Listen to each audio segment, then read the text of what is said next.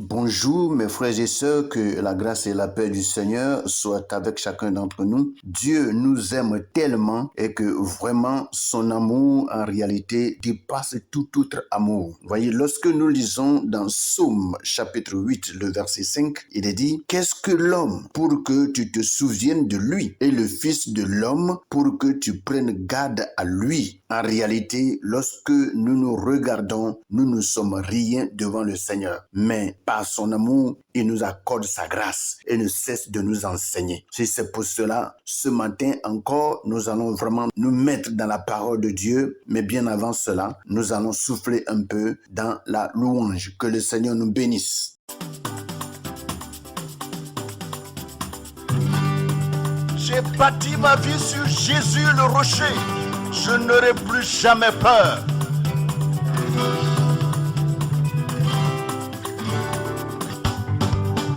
J'ai bâti sur le rocher. Quand viendra la tempête, ma maison résistera. Ma maison est en Jésus. J'ai bâti sur le rocher. Quand viendra la tempête, ma maison résistera. Ma maison est en Jésus. Oh, j'ai bâti sur le rocher. Quand viendra la tempête, ma maison résistera. Ma maison est en Jésus. La pluie et le vent souffleront. Satan se déchaînera, mais ma maison est en Jésus. Je n'aurai jamais peur. La pluie et le vent souffleront. Satan se déchaînera, mais ma maison est en Jésus. Je n'aurai jamais peur. La pluie et le vent souffleront. Satan se déchaînera, mais ma maison est en Jésus.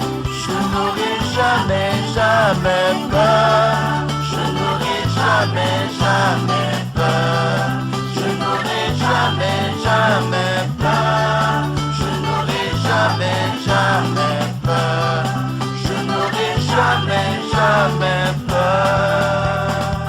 Je veux ce matin te rendre toute la gloire, la puissance, l'élévation et l'exaltation. Toi qui es mon soutien, mon rocher. Toi qui, Seigneur, porte les regards sur ma vie et qui me garde dans le creux de tes mains. Parce que tu as dit dans le livre d'Ésaïe, chapitre 43, à partir du verset 11. C'est moi qui suis Dieu. C'est moi qui suis l'Éternel. Et hors moi, il n'y a point de sauveur. C'est moi qui ai annoncé, sauvé, prédit. Ce n'est point parmi vous un Dieu étranger. Vous êtes mes témoins, dit l'Éternel, c'est moi qui suis Dieu. Et c'est pour cela, Père éternel, je veux, notre Dieu, ce matin, te dire merci. Merci pour ton amour, merci pour ta compassion, merci pour ta puissance, merci de m'avoir protégé et préservé contre toutes les activités de l'ennemi. Pendant que notre Dieu, nous dormions, c'est toi, Père éternel, qui portais le regard sur nous, parce que toi, tu ne dormes ni ne somnoles. Et nous louons ton Saint-Nom, notre Roi, que la gloire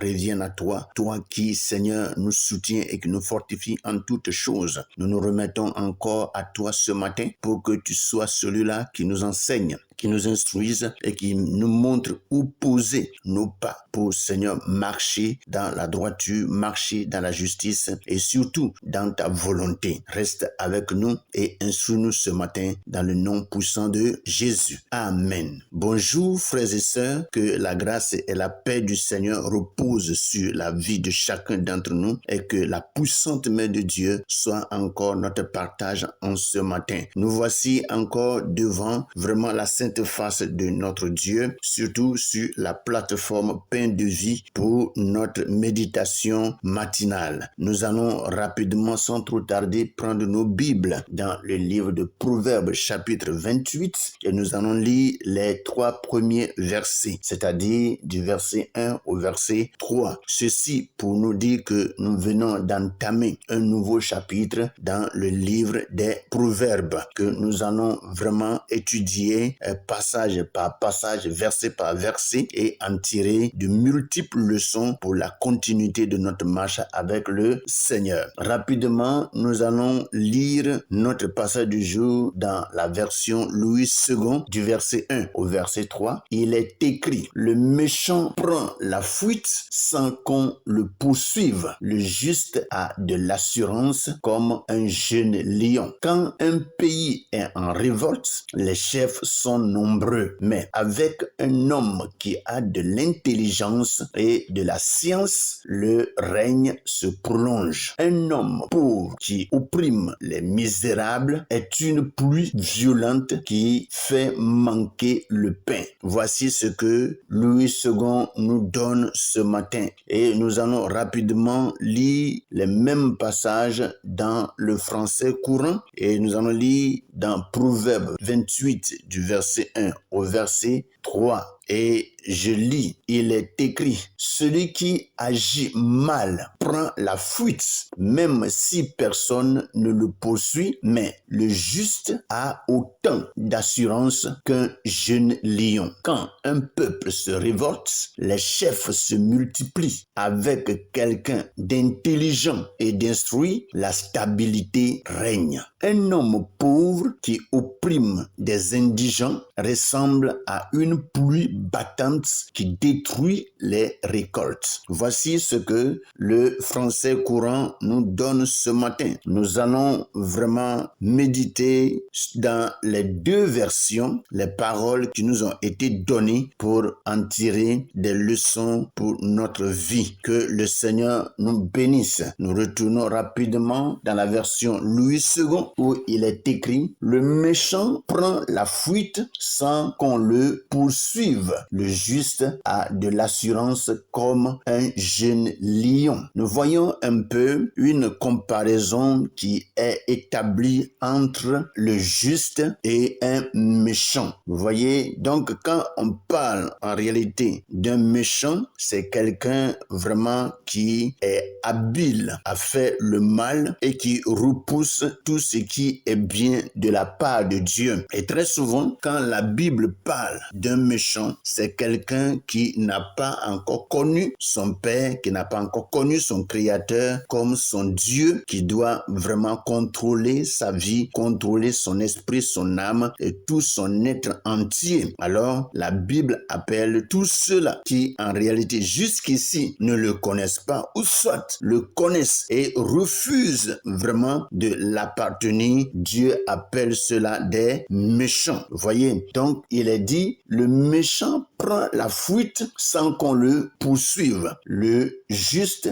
a de l'assurance comme un jeune lion. Le français courant nous dit la même chose. Celui qui agit mal prend la fuite, même si personne ne le poursuit. Le juste a autant d'assurance qu'un jeune lion. Donc, lorsque vraiment quelqu'un est juste, c'est-à-dire quelqu'un qui connaît Dieu, ce dernier en réalité n'a plus peur. Ici, quand on parle du méchant qui prend la fuite, ce n'est pas seulement prendre la fuite en courant, on peut aussi trembler des fois devant les situations lorsque vraiment on ne connaît pas Dieu. Et quiconque ne connaît pas Dieu et qui n'est pas sous sa protection, l'ennemi est capable de faire de ce dernier ce qu'il veut. Mais pour quelqu'un qui est juste, pour quelqu'un qui connaît Dieu et qui a remis toute sa vie et qui a fait de Dieu son Père, a fait de Dieu son Seigneur, celui qui contrôle tout son être entier, celui-là a de la force, celui-là a du courage. Et devant les situations, il ne tremble pas. Il peut avoir un peu peur des fois, mais lorsqu'il se souvient de son Père qui est capable de le soutenir, qui est capable de le garder et qui est celui-là qui peut pourvoir à tous ses besoins, il prend courage et il tient ferme. Mais pour quelqu'un qui est vraiment méchant et qui fait des fois le mal, vous allez voir que c'est quelqu'un qui tremble devant les situations. Même naturellement, pour quelqu'un qui est en train de commettre un mal quelque part et qu'un autre le surprend, vous allez voir que ce dernier va commencer à fuir parce que sa conscience quelque part le gronde et lui dit ce que tu es en train de faire est mauvais et que celui qui te surprendrait ne serait pas d'accord avec toi. Ou soit ce dernier peut te signaler aux autorités et on peut vraiment t'emprisonner ou bien t'affliger une peine. Alors ce dernier commence à courir,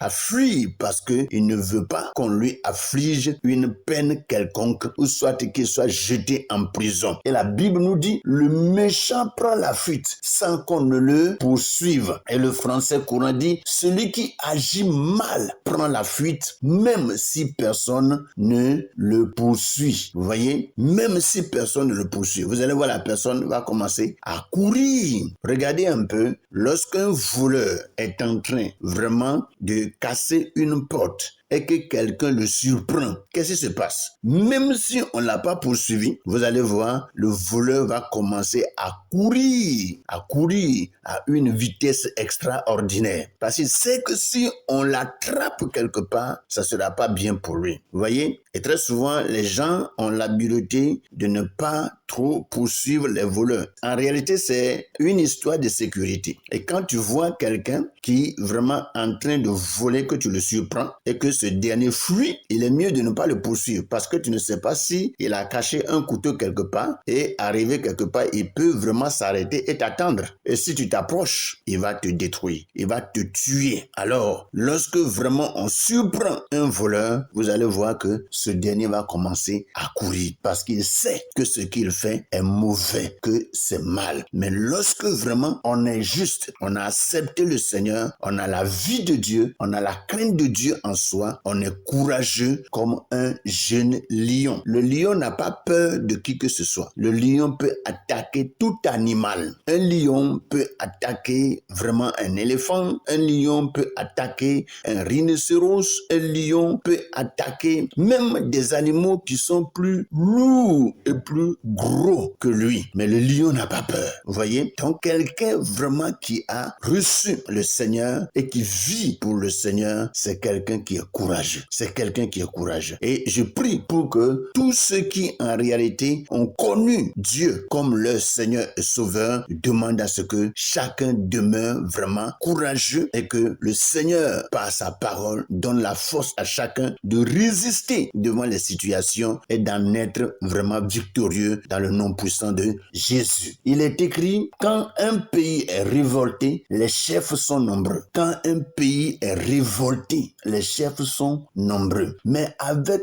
un homme qui a de l'intelligence et de la science, le règne se prolonge. En réalité, pour un pays qui est en révolte, c'est un pays qui est déchiré. Un pays en révolte est un pays divisé. Et lorsque le pays est divisé, vous allez voir qu'il va avoir de petits groupes. Et au devant de chaque groupe, il va avoir un chef. Autant de groupes, autant de chefs. Là, ce n'est plus un seul chef qui les contrôle. Mais chaque groupe avec son chef donne des ordres. Comme le pays est en révolte, le pays est troublé, le pays ne connaît pas de paix. Parce qu'un pays révolté, c'est un pays troublé. Et là, on ne peut pas avoir un chef qui vraiment contrôle. Parce que quand le pays est en révolte, même le chef qui est établi, qui est la tête, des fois fuit. Et s'il fuit, qui va diriger qui? Vous allez voir, les groupuscules qui se forment vont se trouver des chefs, vont se trouver des dirigeants.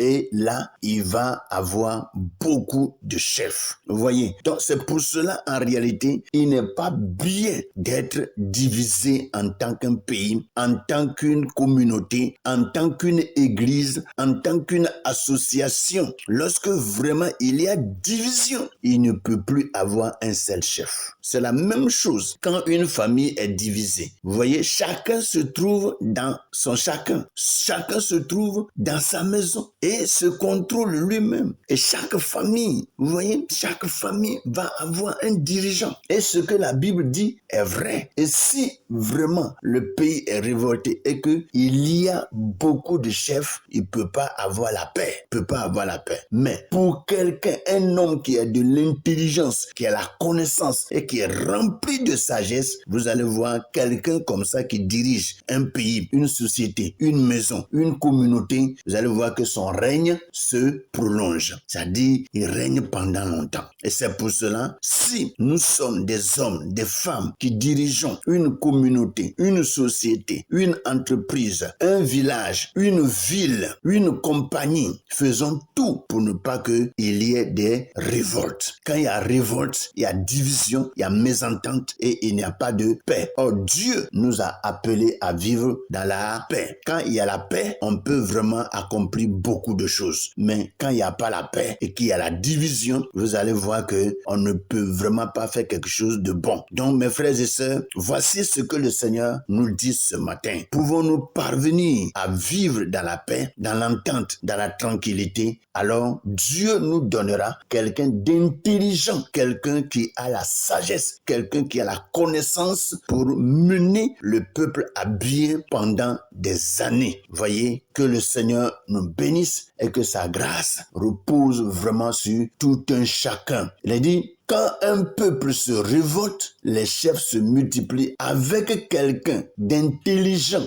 et d'instruit, la stabilité règne. C'est pour cela, en réalité, il faut être aussi instruit. Parce que si tu n'es pas instruit, tu ne vas pas connaître beaucoup de choses. C'est-à-dire, même pour communiquer avec les autres, ça sera difficile. Mais ce qui est merveilleux aujourd'hui, Dieu nous donne vraiment d'être très intelligent et d'être sage par la parole qu'il nous donne. Mes frères et sœurs, que Dieu nous soutienne et nous fortifie pour que nous soyons des hommes intelligents, des femmes intelligentes pour que nous menions la stabilité et que le règne pour lequel Dieu nous a appelés se prolonge au nom de Jésus. Un homme pauvre qui opprime les misérables est une pluie violente qui fait manquer le pain. Et quand on parle d'un homme pauvre et puis un misérable, le pauvre et le misérable sont même personnes. C'est la même chose. Vous voyez? Mais ici, quand on parle de pauvre qui opprime le misérable, ça veut dire que le pauvre, quelque part, est un peu mieux que le misérable. Vous voyez? Il y a des pauvres qui peuvent avoir des maisons, mais les misérables n'ont pas de maison. Ils n'ont pas de maison. Ils dorment où ils trouvent, où le sommeil vraiment les prend. Ils se couchent là et ils dorment. Des fois, ils ne trouvent rien à manger. Mais